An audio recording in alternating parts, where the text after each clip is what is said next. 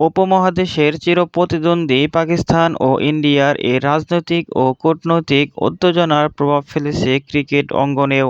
দ্বিপাক্ষিক সিরিজ স্থগিত, আইসিসি ইভেন্টে অনিশ্চয়তা এবং সম্প্রচার জটিলতার কারণে বিপাকে পড়েছে আঞ্চলিক ক্রিকেট কাঠামো। এর সরাসরি প্রভাব পড়েছে বাংলাদেশের ক্রিকেট অর্থনীতি ও পরিকল্পনায়। ভারত-পাকিস্তান ম্যাচ বিশ্ব ক্রিকেটে সবচেয়ে বেশি দর্শক টানে। এই হাই ভোল্টেজ ম্যাচ না হলে সম্প্রচারের মূল্য কমে যায়। এতে এশিয়ার অন্য দেশের বোর্ড, বিশেষ করে বাংলাদেশ, সম্ভাব্য রাজস্ব থেকে বঞ্চিত হতে পারে। এশিয়ার টুর্নামেন্টের আয় কমে গেলে বাংলাদেশ ঘরোয়া ক্রিকেট ও অবকাঠামো উন্নয়নের প্রভাব ফেলতে পারে।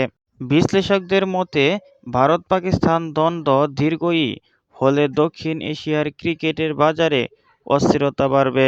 বাংলাদেশকে তাই কৌশলগতভাবে নতুন বাজার, দ্বিপাক্ষিক সিরিজ ও বিকল্প আয় উৎস বাড়ানোর দিকে মনোযোগ দিতে হবে।